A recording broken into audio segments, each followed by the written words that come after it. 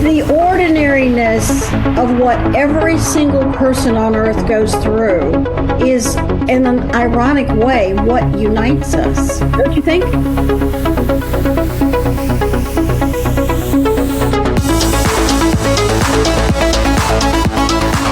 Welcome everyone to Humanity 2.0. Today's guest has several books on metaphysics that she has authored, which they're available on Amazon. She also has experience in the business world and a 20-year career in the Navy. Thank you for your service, by the way, Tina.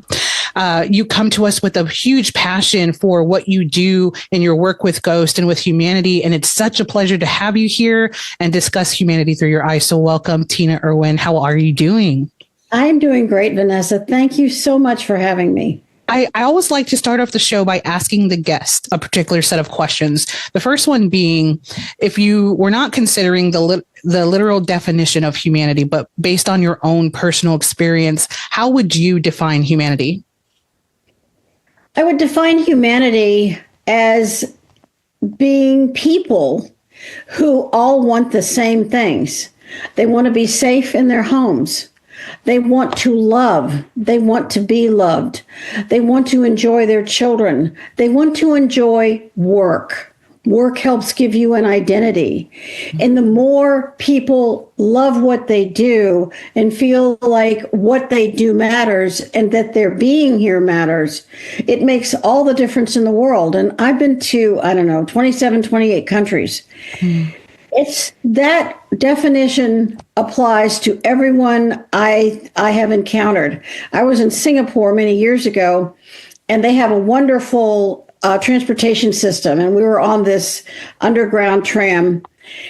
And there was a Buddhist woman and a Hindu woman and a Christian woman and a Muslim woman. And they're all sitting right next to each other with their children on this tram. And I could not help but observe they all had to get home to make supper for their children. They were all taking care of their children, and they all loved their children. And I thought, that's me. I mean, I love my children. And you're always thinking, oh my gosh, what's for supper? The ordinariness of what every single person on earth goes through is, in an ironic way, what unites us. Don't you think? Mm-hmm. I just felt when I looked at those women that I realized that it doesn't matter what costume you wear, what country you're born in, what faith you're born in, that you have the experience of being in that faith or that race or that religion or that mindset or that family group or that what they call family constellation, for whatever the experience of it is going to be. But at the end of the day, some of the most mundane things are the same for all of us. You have to make a living. You have to feed yourself. You need an identity that gives you meaning and purpose. Mm-hmm. And you want to love and be loved. The issue of love is probably the largest uniter of all humanity. Did you observe other areas where there was a lot of similarity? I saw people proud of what they do, proud of some of the simplest things. I was actually in the Grand Cayman Islands last month. We had a family gathering, and I stopped by the side of the road, and they were selling these beautiful conch shells. And as I walked up to this little stand right on the beach, this man's daughter comes rushing out, and she starts hugging me. Yeah. And I don't know, I'm a mom. I started kissing her. And the man looked at me, he said, she's very friendly. And I said, she's such a sweetheart. And I said, your shells are so beautiful. And he started talking to me about the process, and it was amazing. I live in Washington State, so it was great to be in the sunshine at the beach because we have a lot of gray days up here. And I woke up one morning and we have heated floors and they didn't work. So we call the repair guy. He comes out. He loves what he does. He's really good at it. We were so grateful. And I look at my children. Each of them does something radically different, but they love what they do. My husband spent 42 years at sea. That's a long time at sea. Mm-hmm. Is the best mariner you ever met.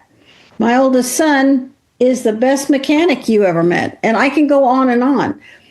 When you have an identity of who you are, it gives your life meaning and purpose, and it gives you a sense of self-respect. Mm-hmm. You can find that whether you're male or female, that identity means everything. And whatever your industry is, I love watching Project Runway. I'm looking at how creative people can be and how what they create defines them. Mm-hmm. We are all creators of something. Even if it's just managing an office, you're creating an environment that enables work to get done. So there is a creativity that's required when you do that. Those are just a few observations. I love that your children all found their path somewhere and then they fell in love with what they do. Do you think that part of their humanity was influenced by observation, by observing their parents in addition to their surroundings? Or was it more so like learned experience along the way?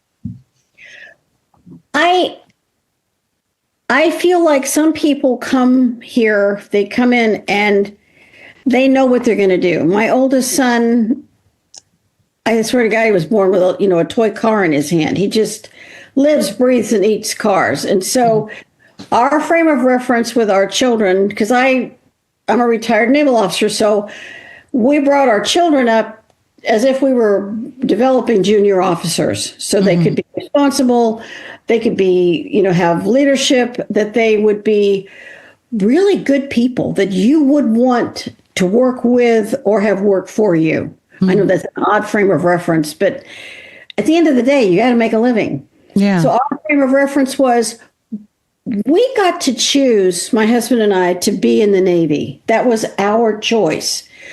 We want you to pick a profession that you love going to every day. We're not going to dictate to you. Mm-hmm. So our oldest son became a master mechanic for Rolls-Royce and BMW, and now he works up here. He can fix, you name it, he can fix it. It's just amazing. Our daughter she works in affordable housing. She is a vice president. I won't mention the company because I'm being... Yeah. Let's not get sued. Vice president for debt and structured finance for affordable housing for this company that's just one of the largest companies in the country. Mm-hmm. She just did a deal that will take 1/3 of the homeless off the streets of Los Angeles. That's amazing. She has a mind for math and she loves what she does.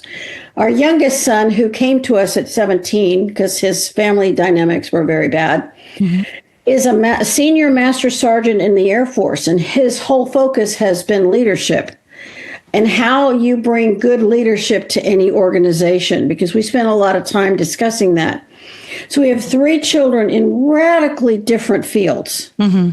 And when they get together, we have so much fun because they're happy in their relationships with their children and in their lives. Yeah. Which makes for less stress, very happy families. And I've been married almost 52 years. Amazing. It is amazing. Isn't that crazy that it's now seen as something remarkable? And you're like, it's a marriage. You got married, you're married. Generations see it different. I didn't come into the marriage as a perfect human being. I had a lot to learn. I was 6 feet tall and now I'm 5'1". I went to the School of Hard Knocks. The joke went over my head. Height, life, taking off inches. Sorry, Tina, but I get it now. So funny. That's a frame of reference from the point of view that when you're in the Navy, and I joined the Navy in 1972. You can tell I'm ancient. And in 1972, it was toward the end of the Vietnam War, which seems like another lifetime ago. And they didn't know what to do with women. And we were an anomaly. And my husband and I were one of the very first married Navy couples in the Navy. Because it used to be if you got married, you automatically had to get out. And literally from the time I was commissioned till my husband and I got married, which was only 9 months, the law changed. And I worked for the submarine force for 20 years, doing all kinds of interesting things. And then he was aboard submarines, and he had a submarine rescue ship, picked up part of Challenger, the O-ring that was bad on Challenger. I just felt like the Navy was a huge schoolhouse. And I watched men have to learn how to work with women, and women had to learn how to understand men. I read something really interesting in your bio, and I kind of love that you went straight into the Navy. It was really interesting because you said that you observed various levels of humanity, both good and bad. I'm so interested to hear more about that. I observed that you learn as much from terrible leadership as you do from wonderful leadership, because you have to learn what doesn't work. You have to learn what abuse in a leader, a division officer, department head, the captain of an organization, it could be a CEO. They're interchangeable words. But whoever is in a leadership position, that energy of that person goes from the top down. And if you have a dictator in that position, the atmosphere is going to be horrendous. Everyone's always looking over their shoulder. And as an example, I took over as the officer in charge of a personal support detachment, and we had 150 ships, and shore stations were our customers. And we did all the personnel, all the travel.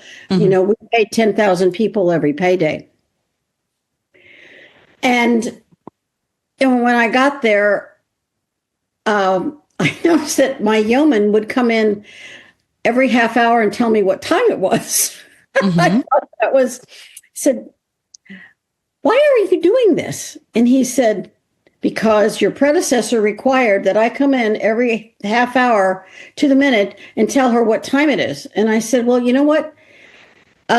Just requisition a clock and put it over the door, and you have better things to do than run around and tell me what time it is. And he said, so do you also want me to sharpen pencils for you? And I said, no, I don't use pencils. I use pens. And so, no, I don't need you to do that. And then he came in one day and he said, you're nice to me. I said, wow. I'm treating you with courtesy. Respect. Yeah. And respect. You have a job to do. You're a second-class petty officer, and I would be abusing you to do that. And he said, well, I want you to know that I'm not on blood pressure medicine anymore. My doctor says that I don't need it, that I'm calm now. And I said, I'm so sorry that happened to you. Yeah. And he would start to tell me all these things that had happened. So I made it a point of interviewing 150 of my staff. We had women who got pregnant were on limited duty till they had their babies. They made arrangements, and then they would either go back to the ship or the shore station.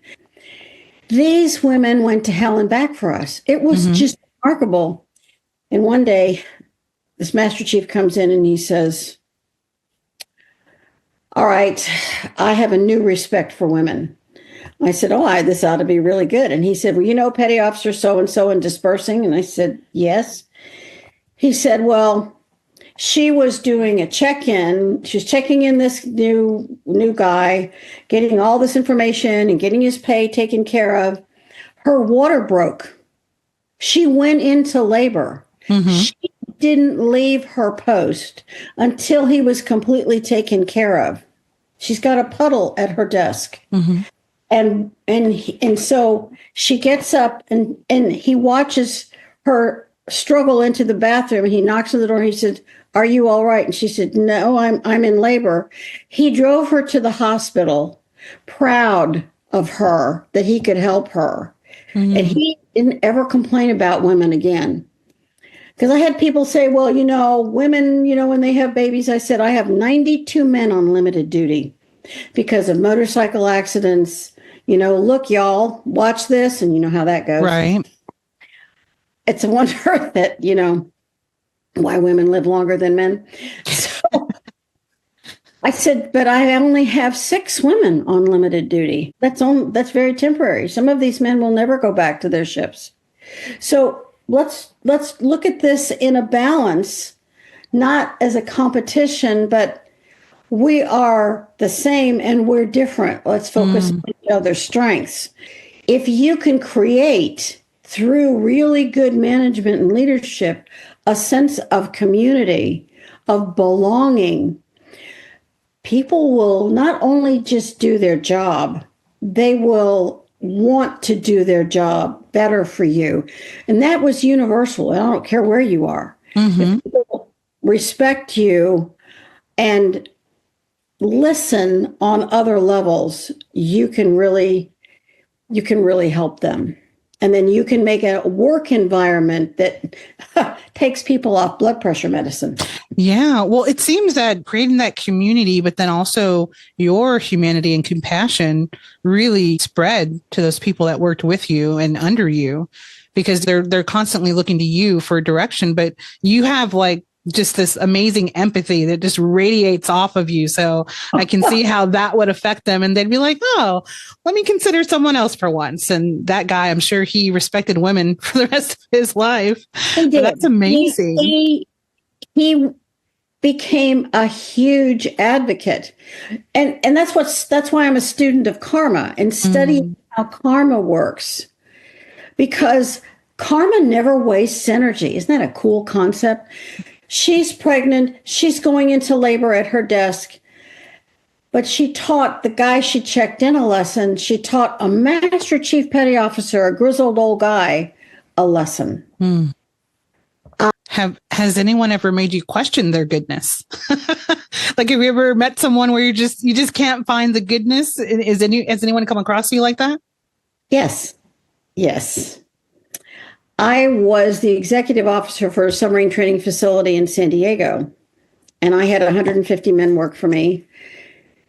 And the captain told me, he said, we're going to bring this commander in to work for you, limited duty, because he has a TMJ, which is a problem with his jaw.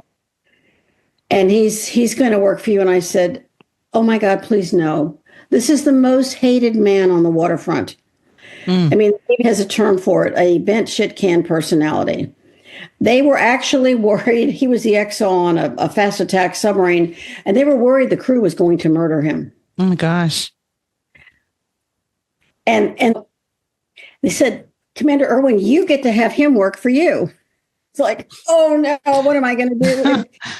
This man was so hated by the crew on the submarine, and he brought that with him. And he was so hated by the crew, by my crew, that and when I took leave, he was the acting XO. And of course, the crew hated it. So, well, this man went in for surgery. And again, karma never wastes energy. I really love this story. And his senior chief came to me and said, this commander is terrified to go into surgery, and you need to talk to him. Do some magic, and you just have to talk to him. So I had him come to see me, and he refused. And I said, okay, it's a direct order. Come in and see me.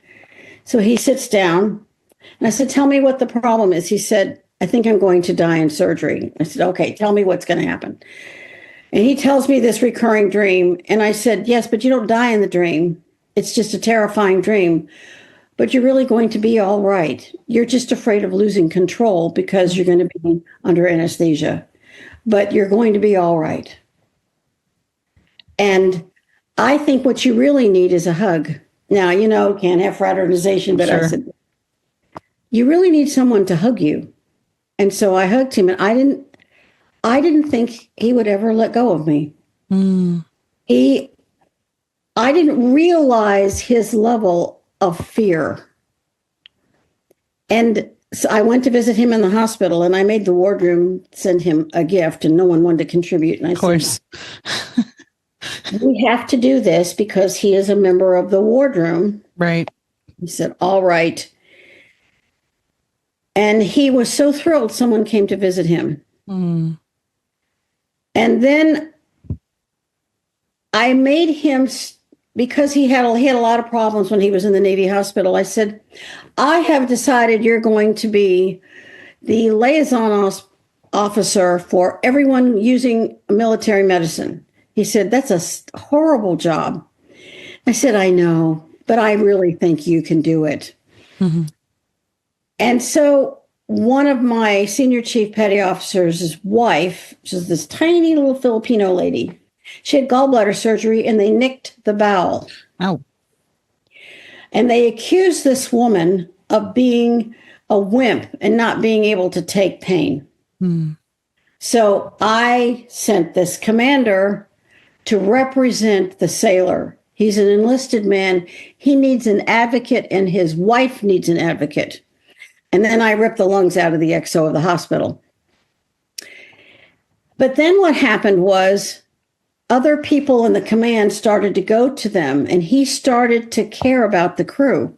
He started to look forward to being their advocate. Well, as time went on, the hatred toward him began to dip. Mm-hmm. And we had a terrible situation. We had a sailor who had a relationship problem, and he killed himself. We had a suicide. He had an ex-wife and two adorable little girls. I think they were like 4 and 8. And I made him the casualty assistance calls officer. And he said, you should do this. And I said, no, I already know how to do it. You should do it. And you will do it. Mm-hmm. And I said, you're going to go to the widow or the ex-wife, and you're going to have to tell those little girls that their father has died. And you're going to take this chaplain, because he's the duty chaplain. But this chaplain is an idiot. Mm-hmm. And if this chaplain does these things, you are to fire him on the spot and take over. He said, oh my gosh, I don't think I can do this. I said, you have a doctorate degree. How hard can this be? He says, yes, but I'm not good with people. You're never going to be good with people if I don't push you into that role. Mm-hmm.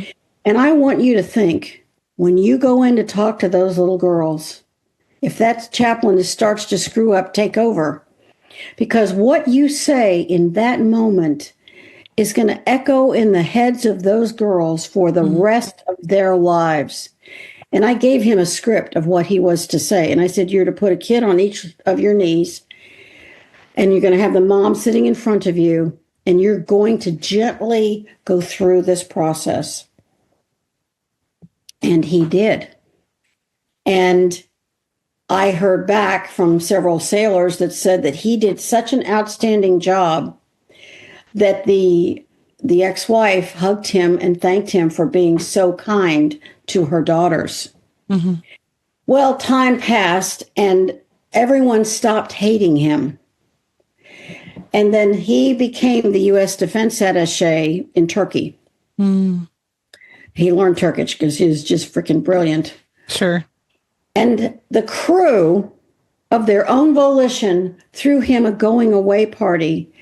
And every single one of them thanked him, and they stood up. And I stood in the back of the room and just smiled and smiled and smiled, because he had never been loved by anyone like that.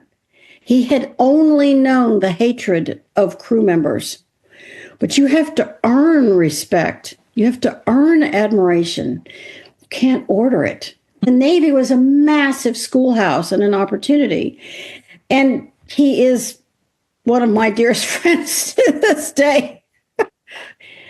And so people, can they change? Can a terrible, terrible person shift? Yes, they can. If you can help them, if they have enough personal insight, and maybe they would like to change. Maybe they don't know what love and compassion looks like. But military isn't always about following strict orders, equipment, and war. Mm-hmm. The military is about people helping people. These are some of the finest men, and now women can serve. I think many doors were opened over time. These are some of the finest men you'd ever hope to meet. Very dedicated, believe in this country, believe in what they do. I saw an awful lot of people have some remarkable opportunities for growth and leadership. I also observed the amount of psychic ability that was shown by men. You wouldn't expect it, but there are some men who literally saved entire crews of submarines because they had a gut feeling. And there's some really very interesting experiences that go with that. Do you have an example that sticks out? I have a couple of them, but this one is one of my very favorite examples. When my husband and I were first married, we lived in bachelor officer quarters in New London, Connecticut. And this happened in 1970, I think it was 1975. A fast attack submarine is out for months at a time, and a lot of times they do training. Off the east coast of the United States, there's a range called AUTEC, AUTEC, and they do a lot of training, and it runs, I don't know, 1,000, 1,500 miles, and it parallels the east coast of the United States. So it's this giant trough. Well, the submarine is operating in the AUTEC, what's called the AUTEC range. And this guy is in his rack, and he wakes up, and he goes to his buddy because he's got to take the duty, and he says, I'm going to take the duty, 15 minutes early. And the guy says, oh, go back to bed. I got the watch. He says, no, I'm going to relieve you right now. He says, okay, I stand relieved. And this lieutenant turns to the watch and says, right full rudder, all back full now. And they were perpendicular to the trough instead of parallel. So that when the submarine hit the mountain, because he was all back full, it slowed it down, and he turned, and it was a glancing blow. He saved the lives of 150 men. Wow. Of course, he was court-martialed because, Navy has to have somebody to blame. But he was exonerated.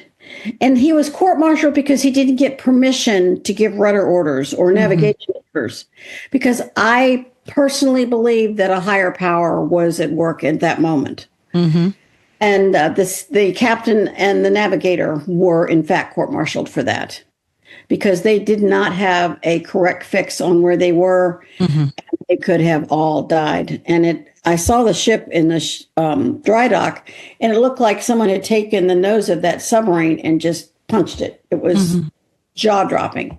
HY80 steel, HY meaning high yield steel. So yeah, there was. I have another example if you have a minute. Sure. When I was working in Norfolk, Virginia, as the assistant chief of staff for all this crazy security stuff, I had a lieutenant work for me. He was a big Texan. He had this white blonde crew cut and these giant blue eyes. And he didn't screen past the engineer's exam, so nobody knew what to do with him, so they gave him to me, and I had him be my liaison with the waterfront.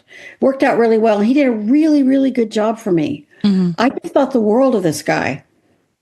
And he had orders to a diesel submarine in Naval Activities Japan in Yokosuka. Well, diesel submarines, that's not career enhancing, so he knew he was going to have to get out eventually.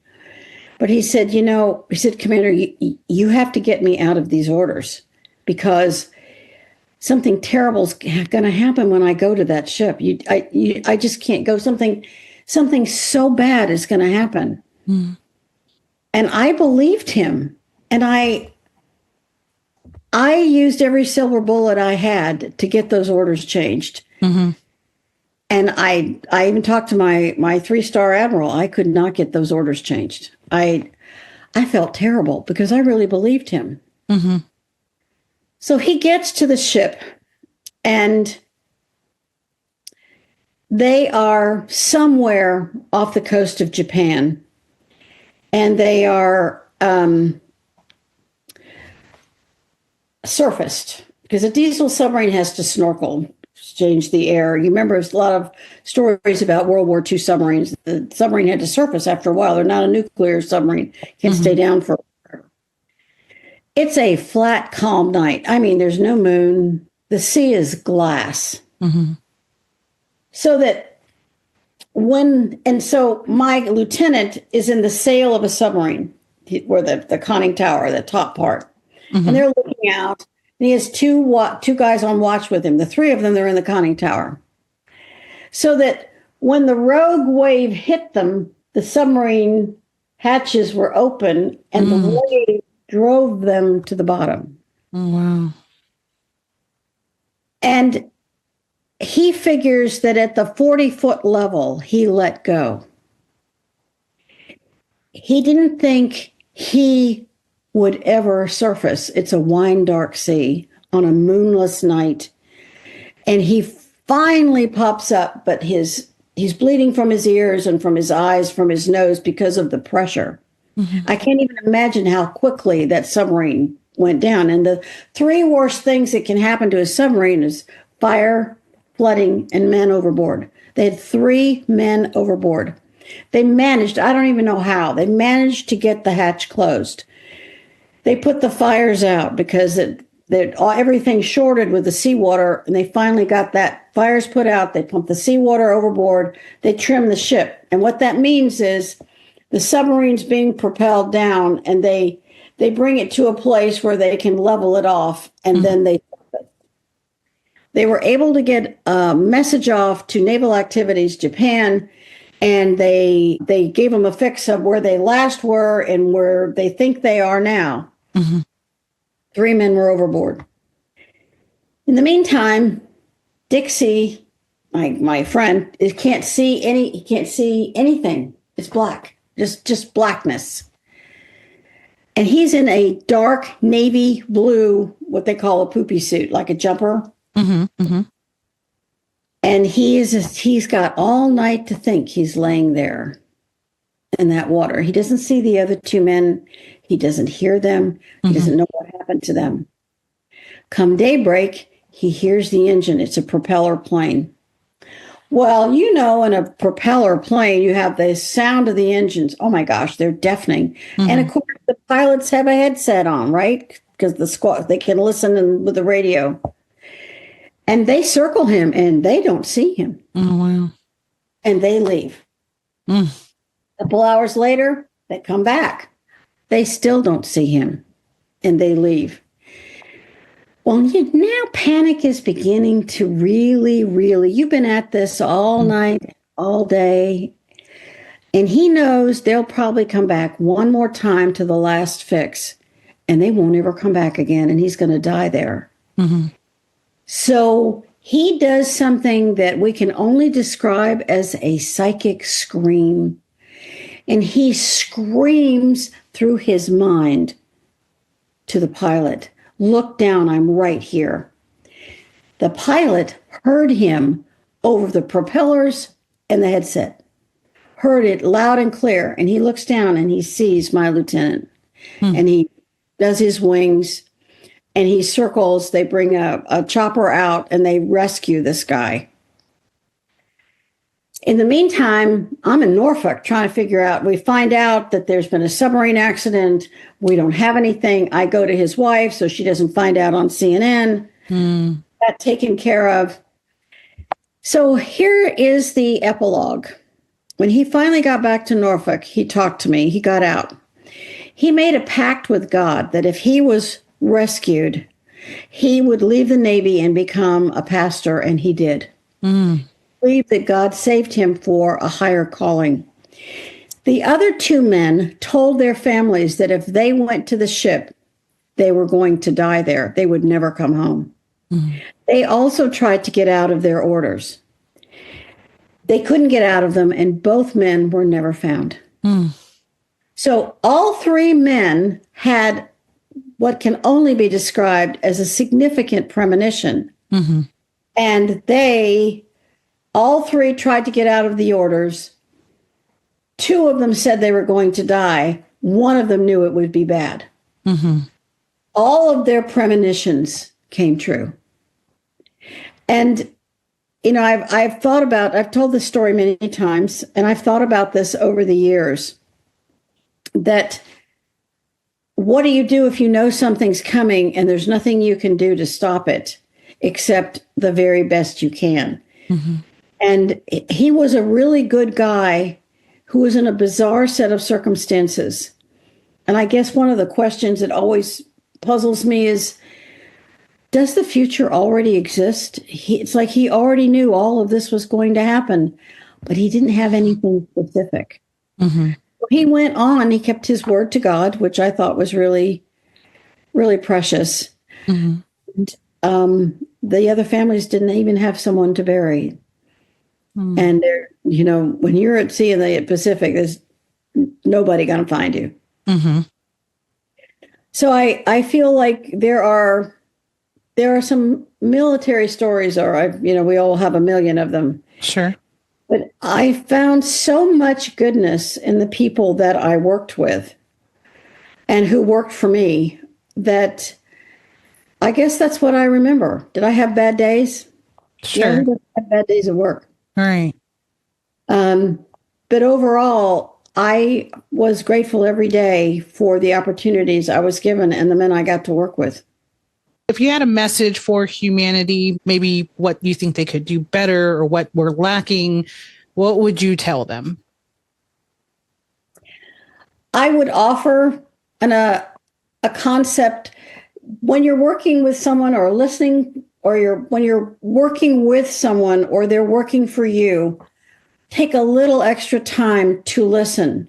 If it's your child, your neighbor, your spouse, a parent, a sibling, take a little extra time and really listen with your heart, not necessarily the agenda you think you have. Mm-hmm. Because sometimes when you listen on another level, you will get a whole other, shall we say, doorway of information that will enable you to be better at helping them with what they need, which will enable them to truly be there for you, whether it's a job or a relative, a friend or a neighbor. Be compassionate. Give them the care and compassion you would want for yourself as much as you possibly can. That's good advice. I'm so impressed by your life experience. You're not ancient, by the way. I don't think you're ancient. I love people with life experience, but I love hearing their stories because they're still resonant now, just as they were then. And we could learn so much just by listening. And thank you for your amazing service. And you are incredible.